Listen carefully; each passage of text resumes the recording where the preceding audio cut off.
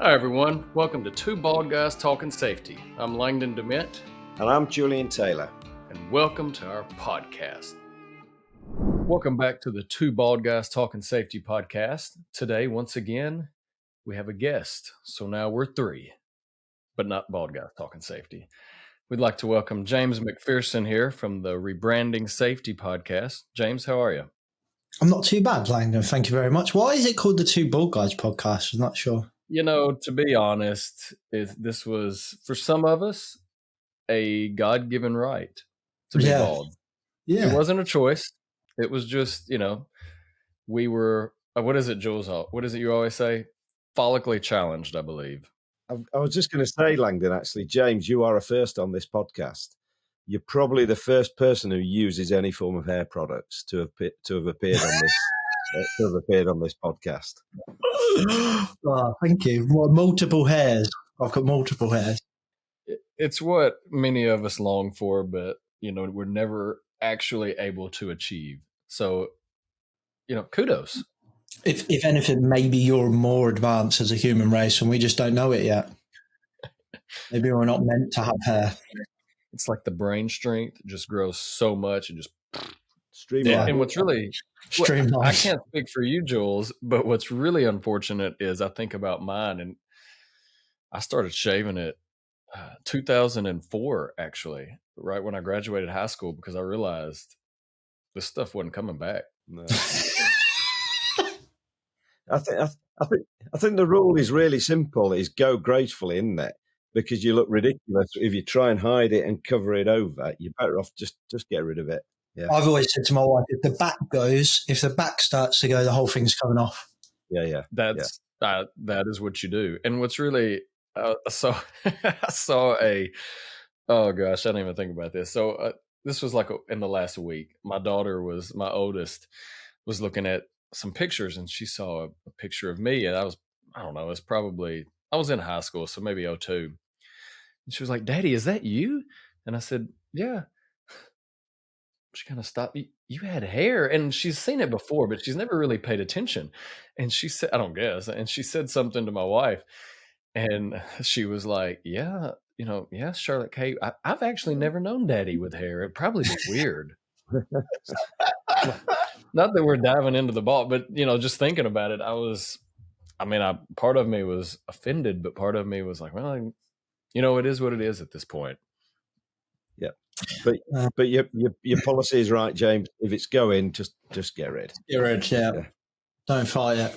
Anyway, I derailed us there, gents. Sorry about that. That's what we truly cherish. That's part of my favorite parts, just the little derails that get to a point. And if it doesn't get there, it's fine. The best bits, mate. Best bits. Exactly. But we definitely appreciate you joining us today and look forward to the next few minutes. Is there anything, as we think about it, I'd like to learn a little bit about rebranding safety, as we think about from the perspective we're going to get into it with contractor management. But why don't you tell us a little bit about your podcast as well? Yeah, sure. So I've been in safety for just over a decade, and always kind of had a kind of love-hate relationship with it. Is I loved it and everyone else hated it in a way. He's got a brand, particularly in England. I don't know what it's like. I haven't really worked in safety outside of the UK, but in Britain, it's got this brand. It's this way that, well, what do you do? Oh, I'm a brickie. All right, cool. Yeah, what do you do? I'm a sparky. Oh, yeah, cool. What do you do? I'm in safety. Oh, I'm in safety. Straight away. Yeah, and it's just it's like immediate reaction, and that always pissed me off, if I'm honest. I'd play rugby. If I decided to miss a tackle accidentally, I'd be like, "Oh, did you risk assess that?" And it just frustrated me that I was like, "Hang on a minute, that's not how I see my job." And I actually saw my job as pretty cool, and quite interesting, quite challenging, and actually quite beneficial to the business. So there was that frustration. There was another frustration with my profession itself, in that I think the work that we did has created that brand and that perception, where it doesn't just come out of nowhere. We've produced it. So we have to take some accountability there. And then ultimately the fact that really for the decade that I've been in safety, at least, is probably the decade that we've not achieved anything really. In that, for the last kind of over 10 years in safety, nothing massively has improved really. And if anything, I think we could argue that actually you're just kind of sitting there waiting for something to happen. Like Grenfell would be a good example of that. The fatality rates haven't changed. The health and mental health rates are getting worse, if anything. So there was just this massive amount of frustration with my career, my profession. So we just started moaning about it on a microphone. Well, actually on my old phone, I just started moaning about it.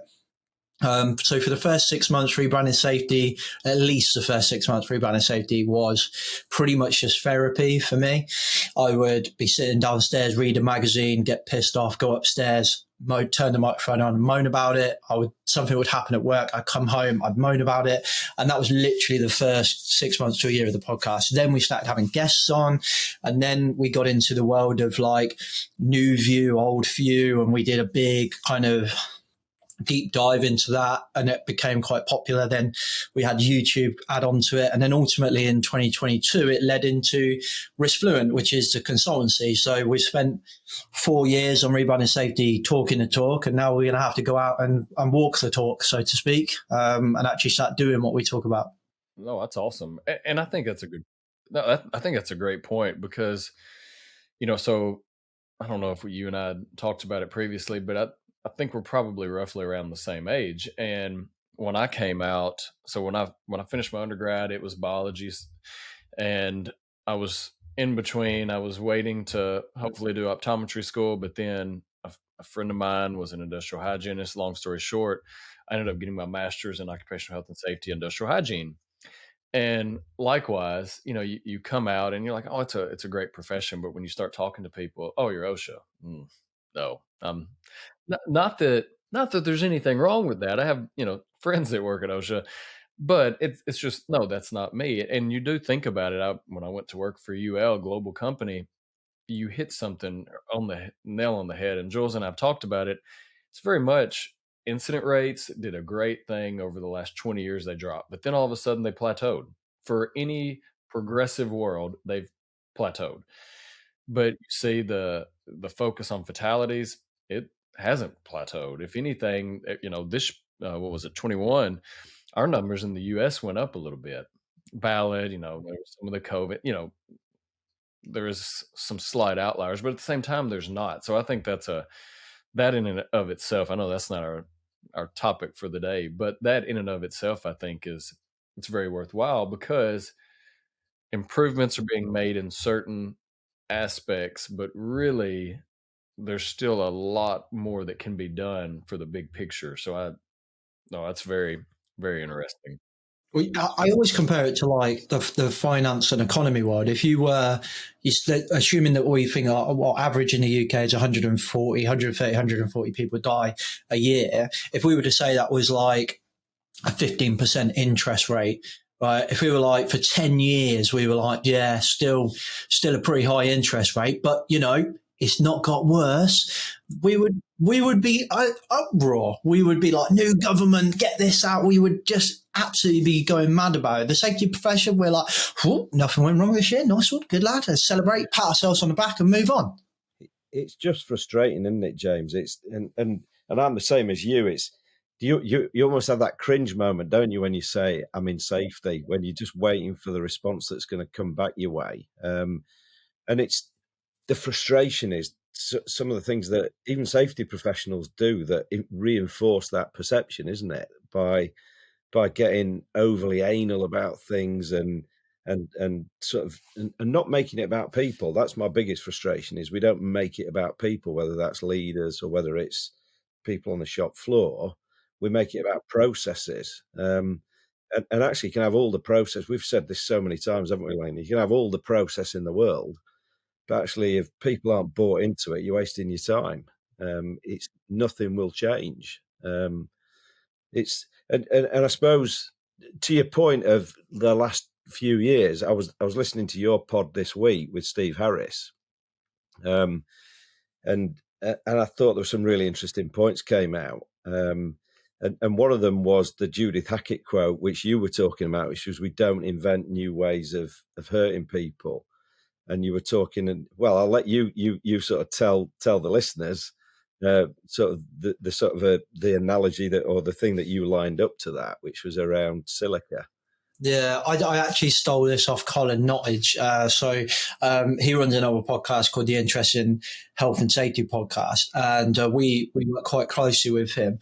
And he's become over the years a bit of a dust expert, so to speak. He's on like the channel, the chair or panel, I can't remember what it is. And I remember my mind being a bit blown when he told me this. But essentially, the Egyptians knew about silica when they built the pyramids, so they'd actually implemented mitigations where like you're only allowed to cut stone for so much time or whatever. There was like a job rotation or something like that. And I just think, I remember back when the IOSH or another organisation was really pushing silica. And I remember thinking, oh, this is like a new hazard that we've just discovered. Like, no, the Egyptians knew about it. Like, Jesus Christ. The world, the old historical society that talked in basically the old version of emojis, they knew about silica, and we have just not spoke about it for the last, like, God knows how many years. And now we're like, oh, dust, we need to talk about dust. And it's just, yeah, it's mind blowing. And then again, we had on Vincent Butler on the podcast as well, which if you're wanting to hear more about like the statistics side of things, Vincent is quite prolific on LinkedIn for really kind of eye-opening comments on posts, but he promotes the hazard campaign, I think it is. They produce a report called the Whole Story Report, and they paint a picture that's a hell of a lot worse than what the HSE will put out. And he actually also said there's like a black and white video of people talking about silica and construction dust from, like, I don't know when black and white videos were around, but we've known about this stuff for a very long time, except and I mean, again, I do think it's worth caveating that it's really easy to stand on a podcast and moan about the safety profession. Like, it's a really hard job, what we do. It's a really hard job. We have to remember so much. We have to think about so much. We're pulled in so many different directions. There's so many different pressures, which I think will flow quite nicely onto contractors in a bit. But it's easy to stand here, and it's easy for me to have our podcast and say everyone's shit and so on. And yes, there are some people that do a really crap job at safety, but there's a hell of a lot of people out there that are trying their damnedest to do it right.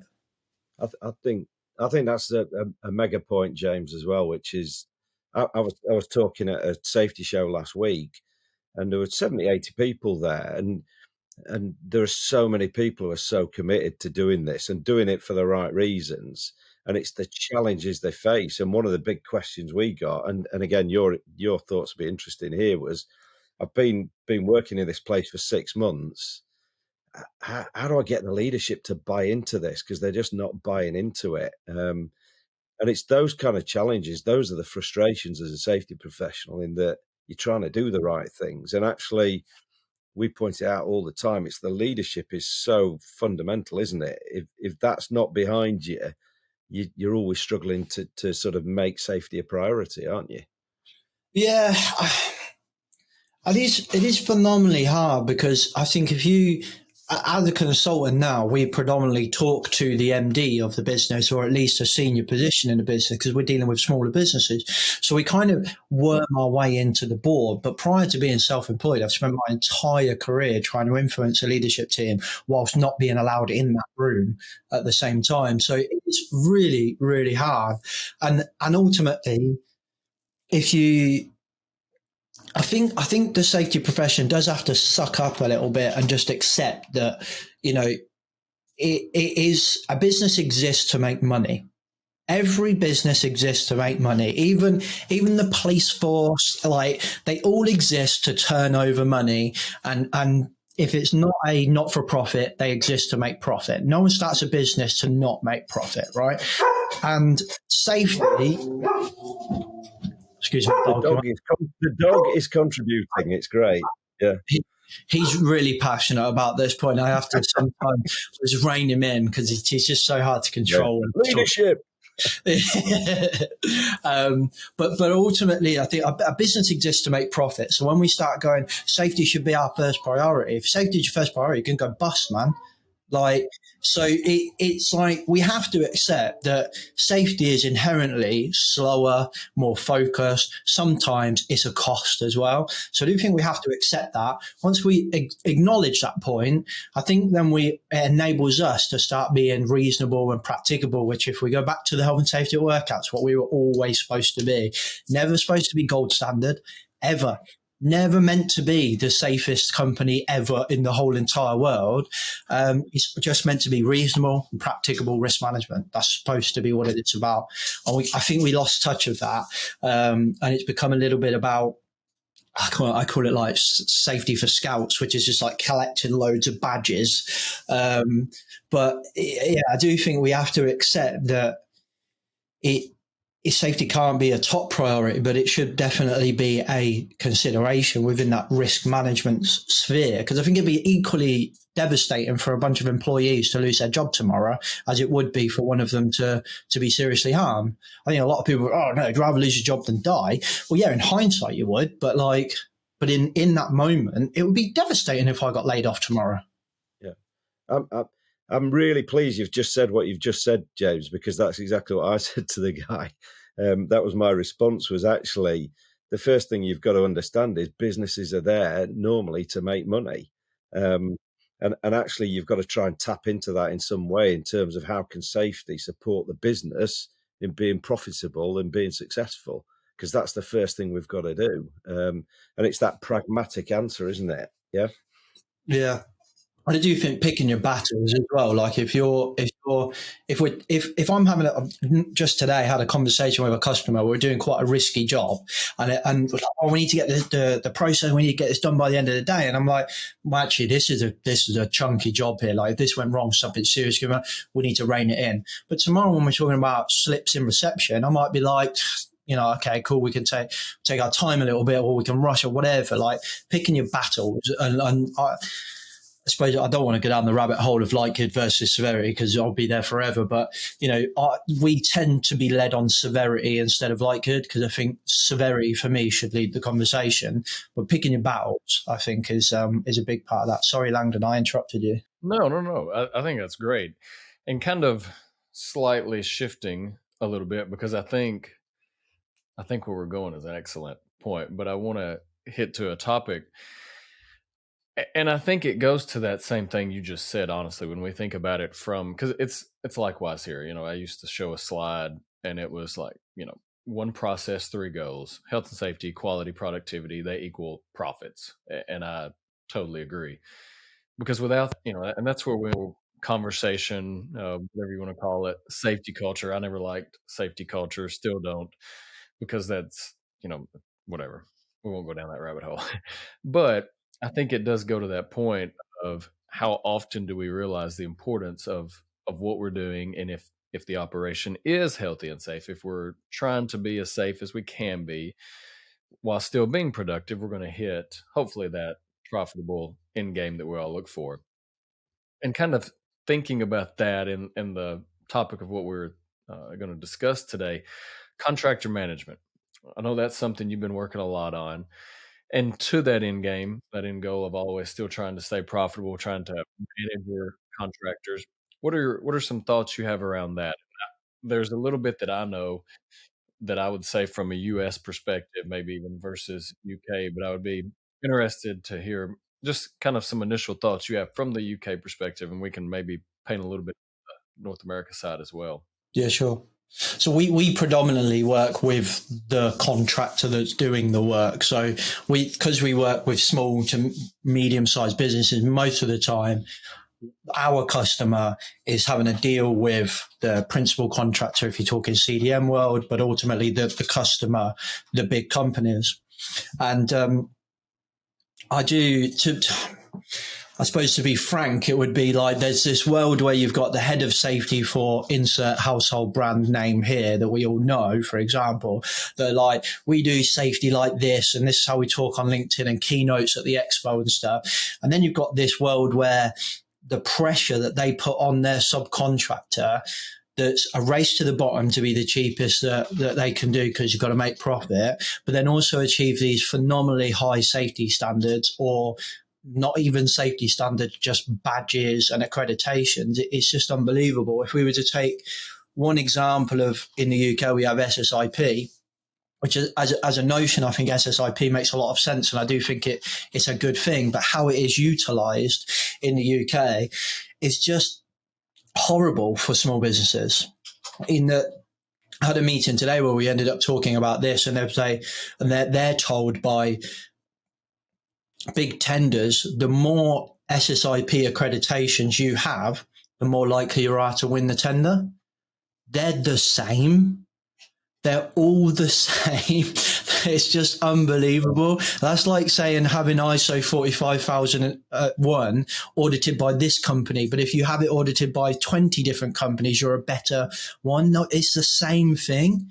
But all of these companies, that's just to use one example of one thing, they're forced to have this scout badge like sash over their shoulder of all of these badges, which are all the same thing. And that is a cost to those companies. So like Chaz, as one example, will cost you 500 quid to be, I think about 500 quid to be in Chaz, and then another couple hundred quid to be accredited by Chaz. And then if you want silver, because that tender says we only accept silver, that's another couple of hundred quid.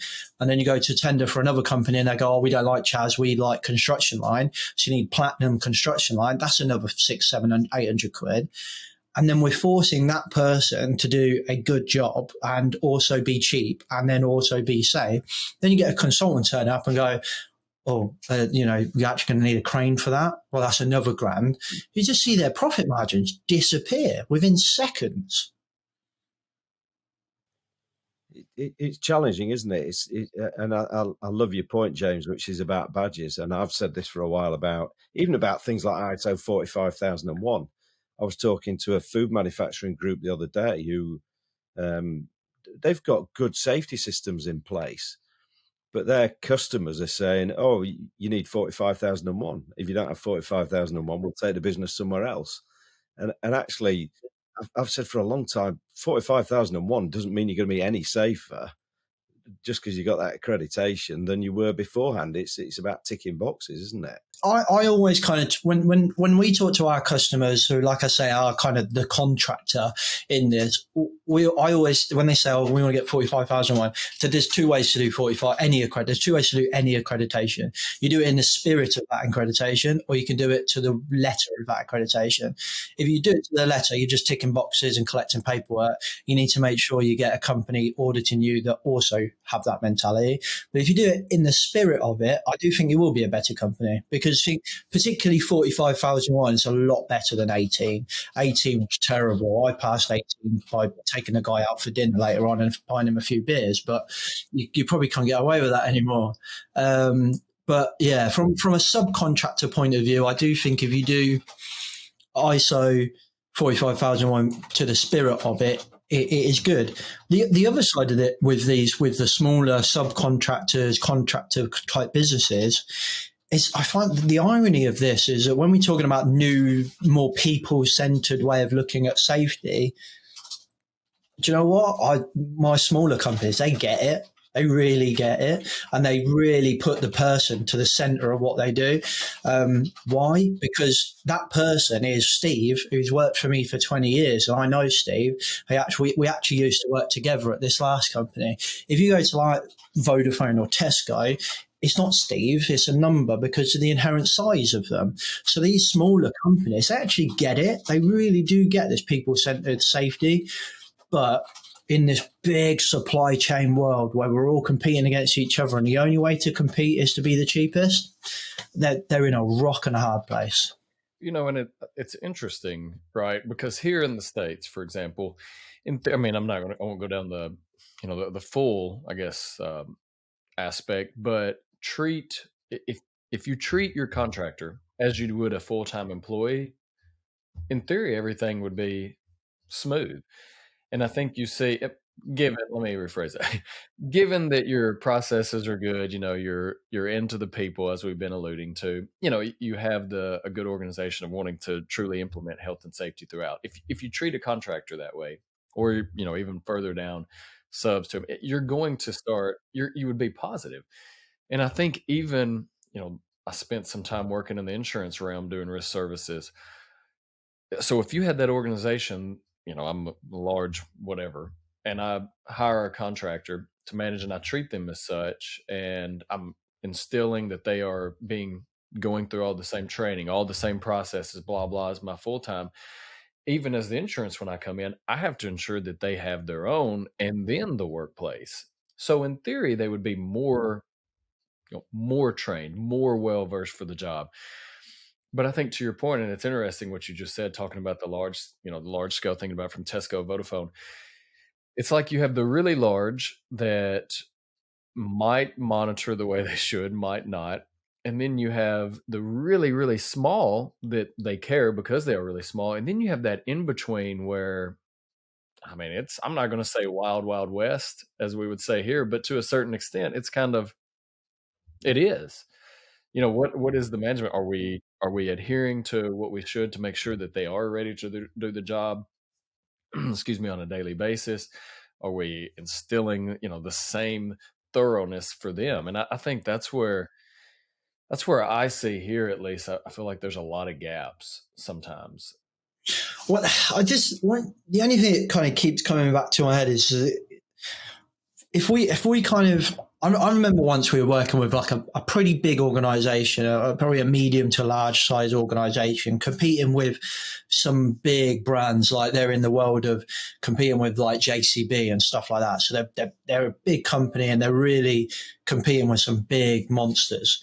And we were in this meeting and we were having a conversation and we were saying the sales team are equally involved in the safety of the workforce as anything else. And I remember that the kind of head of the business was like, I don't get it. How is sales impacting the shop floor?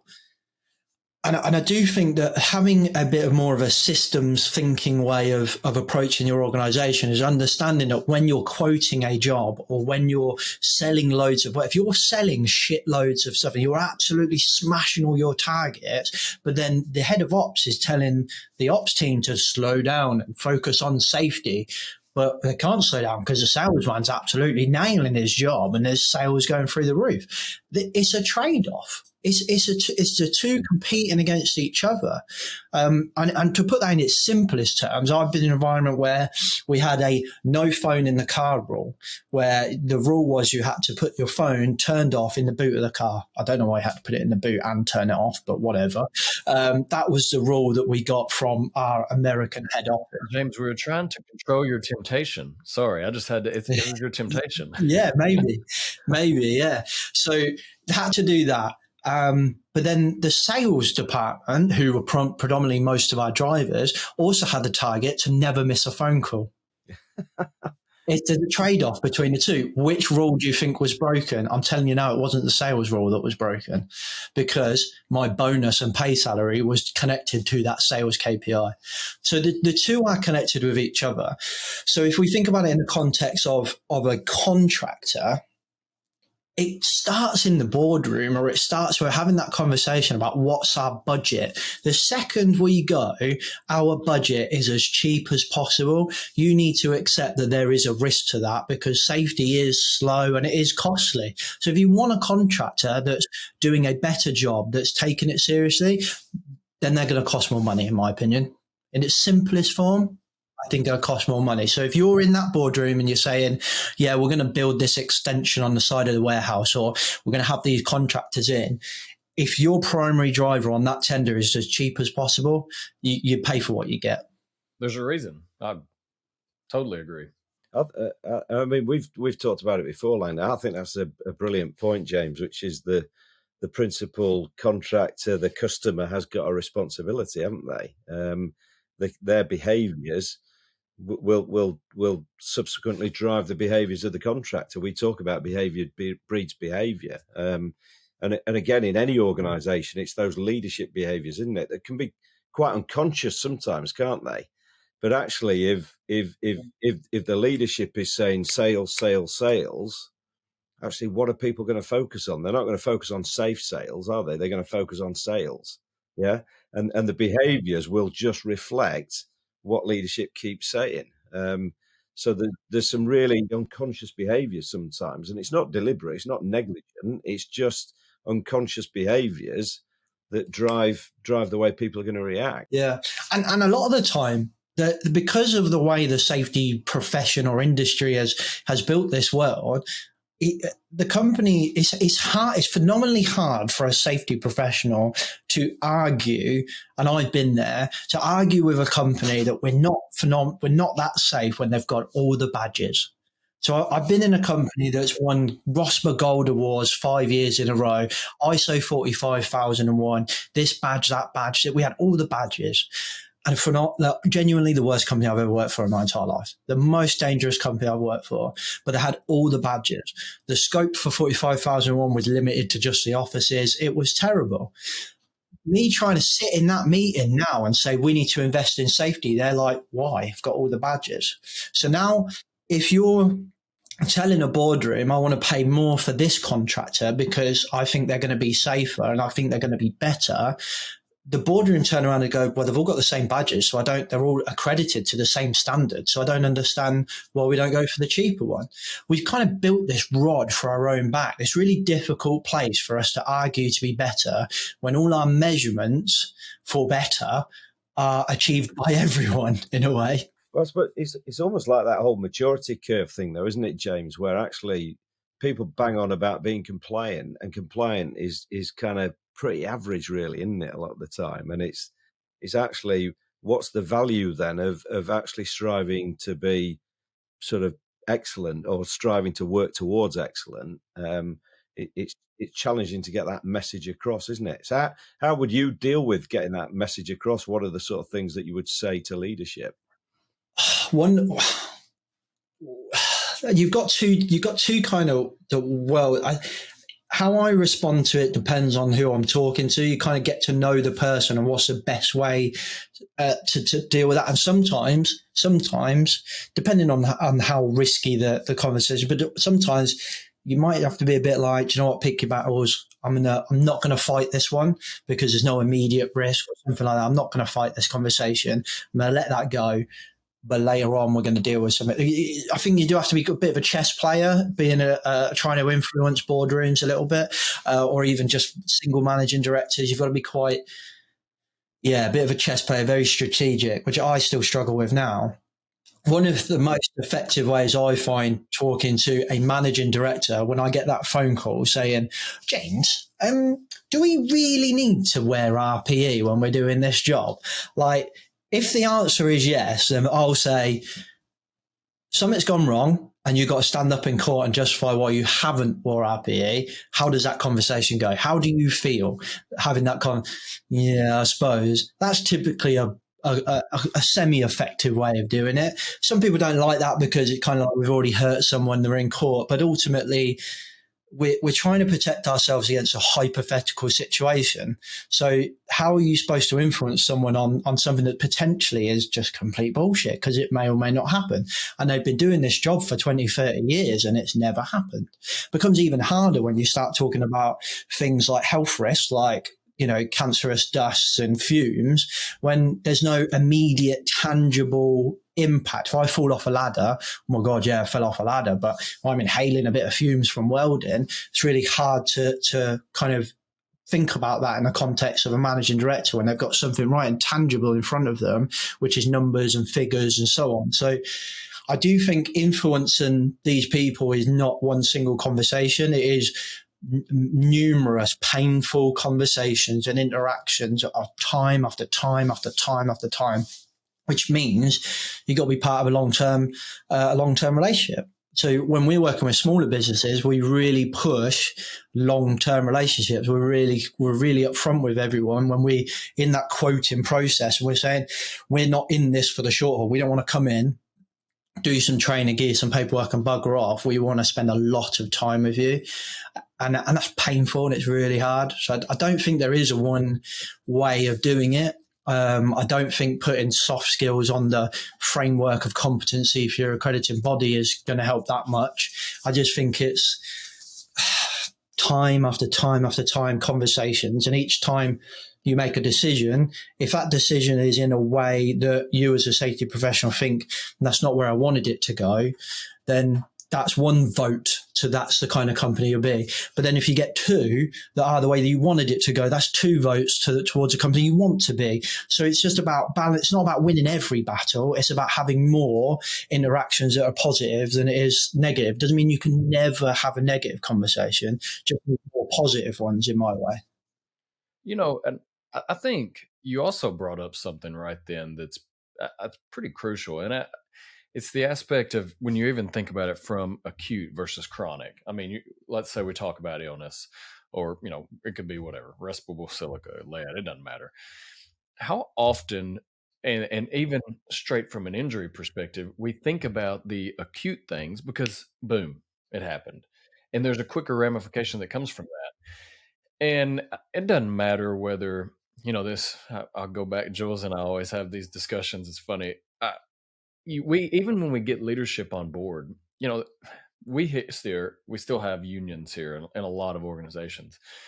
So if you have union, which honestly, to a certain extent, I mean, I'm not trying to be controversial, but it's contractor. It's not, but you know what I mean. They can be viewed like that a lot of times. So even when leadership gets on board, if you have your own hires in a facility or whatever on a construction site, and then you have your contractors or your unions or whatever, do we look at, oh wait, that's a contractor, meaning me as an employee, not even take my safety hat off.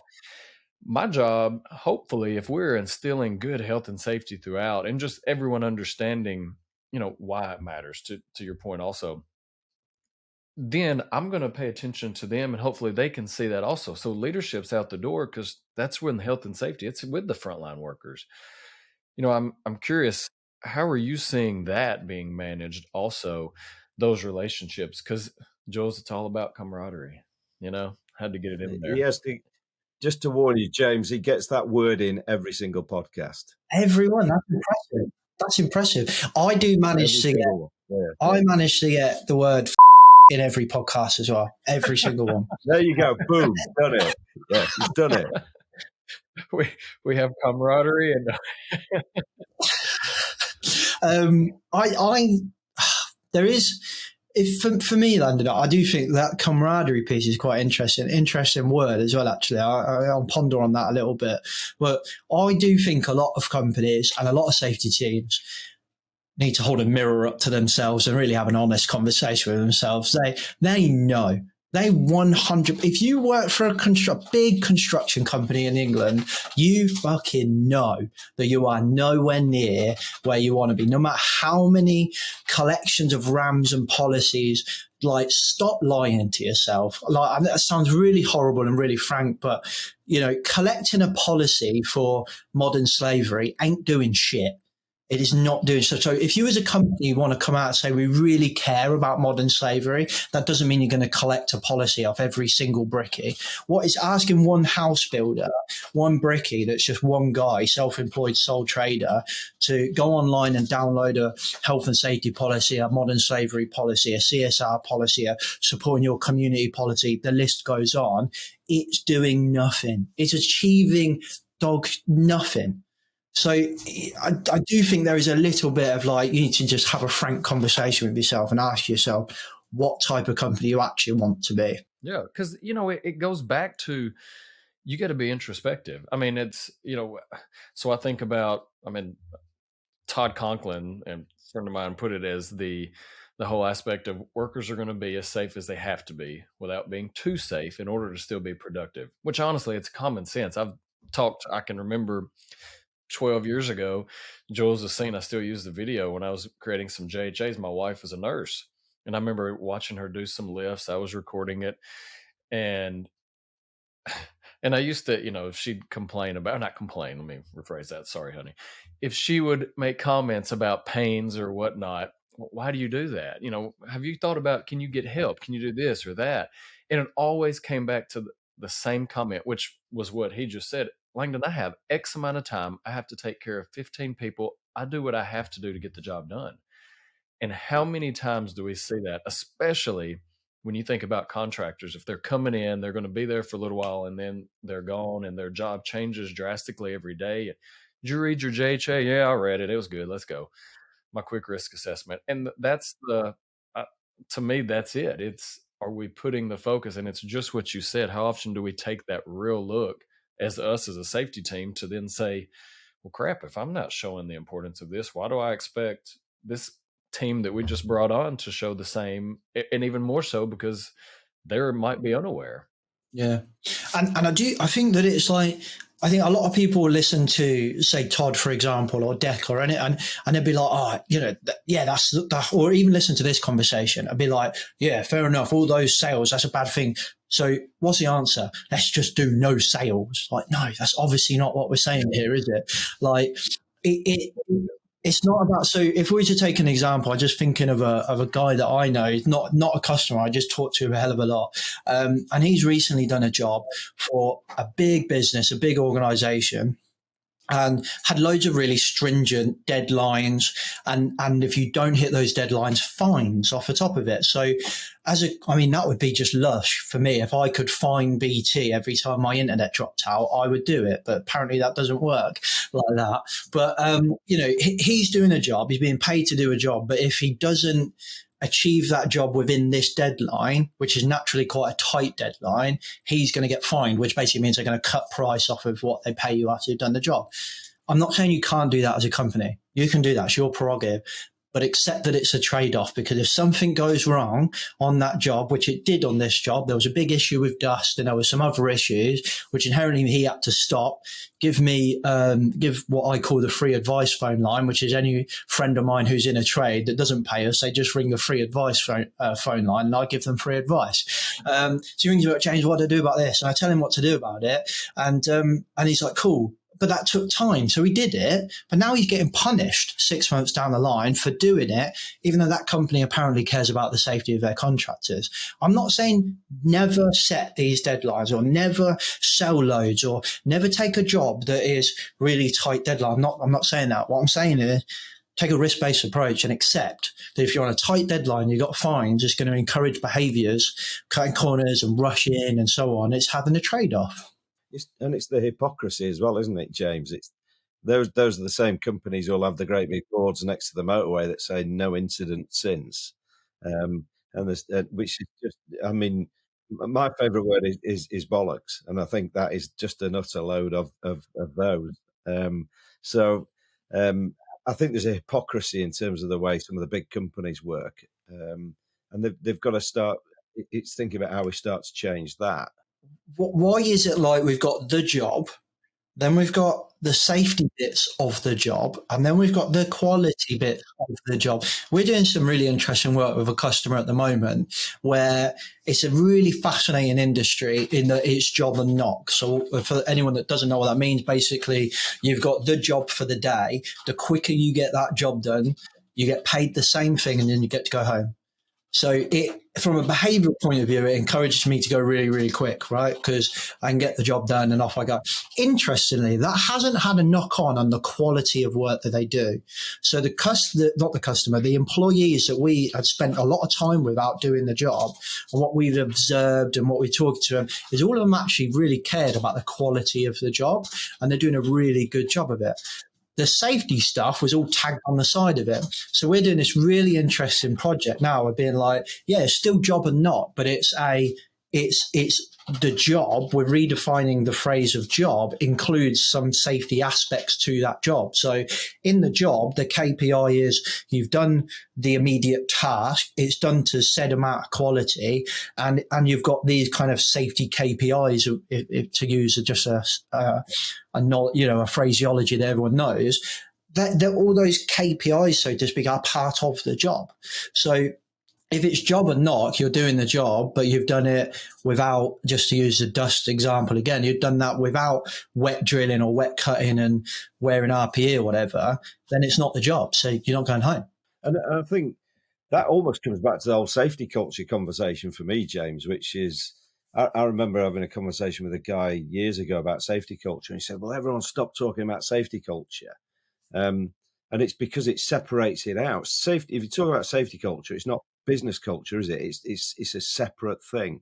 And I think you're making a fantastic point there. We talk about safe operations, and actually it's the same principle, which is actually operations, the quality, the safety, it should just be a part of the whole thing, shouldn't it? Where this is our approach to the way that we do things. Yeah. Yeah. And if you think about it to its simplest form, something that all contractor management, to bring it back to like the topic, is all contractor management in the UK is all based around one word: RAMs, risk assessments and method statements. That is everything. It's literally all we do is RAMs, and it's exhausting. And I find it so funny that we've got this quoting and job planning process, and then we've got RAMs. Why is the risk assessment and method statement not part of the planning process? So when we do RAMs improvement or process improvement with all of our customers, if they're producing RAMs, the first thing we're doing is we're rolling this process into the planning process. So we don't even call it a RAM sheet, or we're trying to phase out the words RAMs with our customers, in that we got a planning process, a job planning process, and that process is risk assessment, method statement. Because what is the point in planning a job and then risk assessing it and going, shit, it's got asbestos, so we're going to have to add £3,000 on top of that budget now? So it's even in its simplest form of how we plan a job, and then we do safety on the side of it. It's like, no, we just need to be, this is operations, planning, processing, managing the risk, doing the job, etc. It's just planning. And all the way back to what was it? HSG 65? No, it wasn't HSG, whatever. Plan, do, check, act, for example. It doesn't say plan, risk assess, method statement, then do the job. It says plan. That's all it says. I think that's another fantastic point. We kind of I think we're coming up to time here, James, but I think just to sort of, as we wrap up, I think key takeaways for me are that some of the customers, some of the major sort of main contractors need to think a bit more about the way they treat their contractors. That's one of the key messages. It's actually making safety an integral part of what we do. The one thing I'd be really interested to hear from you to wrap up, what's the craziest thing you've seen happen with contractors on a site? Craziest. I've had one recently, which I'll use just because it's recent in my brain. Is a big contractor had a rule to have hard hats with chin straps, which if you're working at height is quite common because you don't want the hard hat to fall off your head, right? So makes sense. This company wasn't working at height. They're like a ground-based construction company, but they've got this rule to say you must wear chin straps, which I was kind of like, okay, where's that come from? What's the reasoning? And the reason was they had kind of a piece of mobile plant that fell over, horrific incident, head stuck between wall and plant. You can imagine the rest yourself, right? So their response was, oh, he wasn't wearing a hard hat, which I found quite funny in that, trust me, this big JCB, that hard hat ain't doing shit. Can you imagine like just the hard hat there between the JCB and the wall, and the guy just pops his head out and goes, oh, that was lucky. It just wouldn't work. But anyway, so that was the rule. They've gone, right, you've all got to wear chin straps so that your hard hat don't fall off when the plant goes. No conversation around why did the plant fall over, all of this stuff. Anyway, so we go on site and I'm there with my customer who's been forced to wear these chin strap hard hats. And just by chance, we were getting audited by their customer and he's going around, got your chin strap? Yeah, got your chin strap, got your chin strap. One guy had a chin strap hard hat with a massive hole in the front of this hard hat. There's a huge hole in it. It had been bashed to shit, this hard hat had, right? The guy just came around and he went, chin strap, good, walked off. Didn't say nothing about the big hole in his hard hat, not one thing. And I just sat there, didn't say anything. And I just looked at him and was like, wow, this is what safety is. This is what we built for ourselves. Cool. Great job. So Risk Fluent is leaving safety. We're going over to marketing because this is just a joke. I think you've just looped us really neatly right back to the start there as well, James, which is why has safety got this crazy perception in the UK, or this negative perception in the UK? And it's because people do things like that, isn't it? They just follow rules religiously. Yeah. Yeah. I just, honestly, I had about a 3-hour drive home after that, and I was still shaking my head by the time I got home. At least it wasn't going to fall off. Yeah. Yeah. The helmet stayed on. Yeah. I do have a chin strap hard hat because we work on so many different sites. It's just easier for me to have a chin, like the top of the range chin strap, because then I can use that everywhere. So it makes sense for me. But for these people, they didn't need it. They didn't even need a hard hat, in my opinion. There was nothing above their head, nothing going to hit them in the head. But whatever. I'll just finish with a story as well, which is about perception of risk. And it was a guy I know really well who's he's head of safety up at one of the ports in Scotland, and he was telling this story about driving to work during COVID, and he's driving behind this car that's weaving all over the place, and he goes to get on the slip road to go onto the motorway and goes past this car, and it's all about perception of risk. There's a guy sitting in the car all on his own with his full face mask on, because obviously you need it in a car when you're sitting on your own.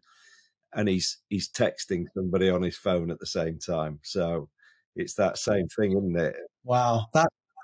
It's been a pleasure having you on. Podcast, health and safety podcasting royalty, I would say, visiting us for a pod, which is great. I'm sure we could keep talking all day. I know you like the Joe Rogan-esque 3-hour session. So I think what we will do is we'll get you back again, and we'll pick your brains on another subject, because I think it's been a great session. Langdon, do you want to take us away with your line? We get camaraderie every time. What's the other line? Man, that is fitting. But James, no, we definitely appreciate it. Look forward to talking again.